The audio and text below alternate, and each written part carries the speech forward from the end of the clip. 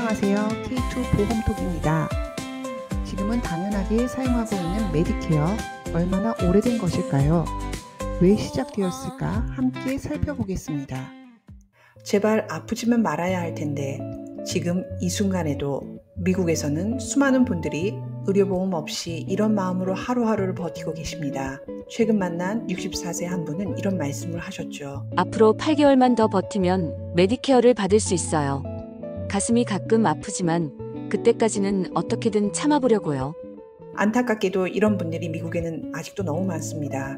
65세가 되기만을 간절히 기다리면서 크게 아프지 않기만을 기도하며 살아가고 계시죠.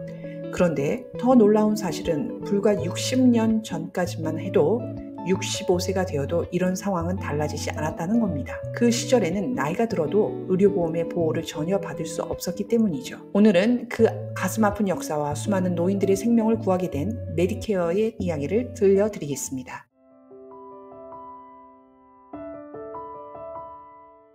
(1960년대) 초반 미국의 의료 현실은 매우 냉혹했습니다.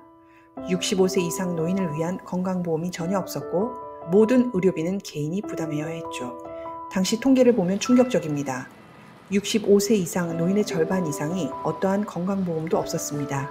평생 열심히 일하고 은퇴했지만 아프면 치료를 받을 수 없었던 거죠. 1959년 한 어르신의 이야기를 들려드리겠습니다. 제 어머님은 심장 수술이 필요했지만 그 당시 수술비가 $1,000였습니다.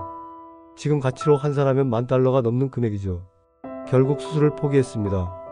이런 이야기는 결코 특별한 경우가 아니었습니다. 매년 수만 명의 노인들이 비슷한 상황에 처했고 많은 분들이 치료를 받지 못한 채 돌아가셨습니다.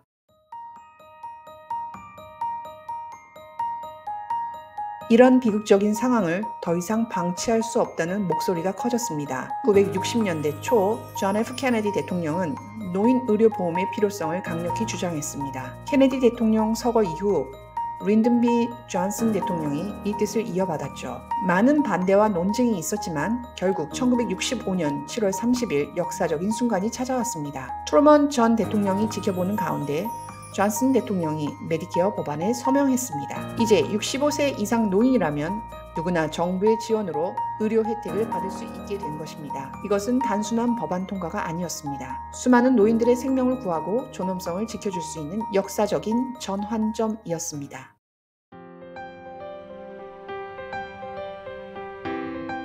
메디케어 도입 이후 미국 노인들의 삶은 극적으로 변화했습니다. 더 이상 의료비 때문에 치료를 포기하지 않아도 됐죠. 처음에는 입원 치료를 보장하는 파트 A와 외래 진료를 보장하는 파트 B만 있었습니다. 하지만 시간이 지나면서 제도는 계속 발전했죠. 2006년에는 처방약 보장을 위한 파트 D가 추가되었고 민간 보험사의 메디케어 어드밴티지 플랜인 파트 C도 도입되었습니다. 이제 메디케어는 단순한 의료보험을 넘어 노인들의 건강한 노후를 보장하는 종합적인 제도로 성장했습니다.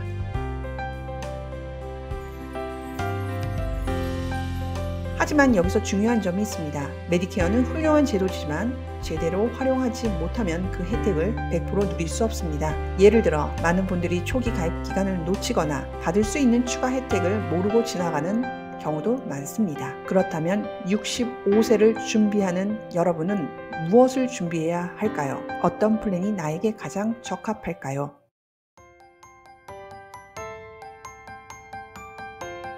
우리는 메디케어의 감동적인 역사를 함께 살펴봤습니다. 이 제도는 단순한 보험이 아닙니다. 수많은 노인들의 생명과 존엄성을 지켜준 역사적인 성과입니다. 하지만 메디케어 플랜을 잘못 선택하면 이런 소중한 혜택을 제대로 받지 못할 수도 있습니다. 다음 영상에서는 메디케어 가입 전에 꼭 확인해야 할 중요한 사항들을 자세히 알려드리겠습니다. 구독과 좋아요, 알림 설정 꼭 해주시고요. 다음 영상에서 만나 뵙겠습니다. 감사합니다.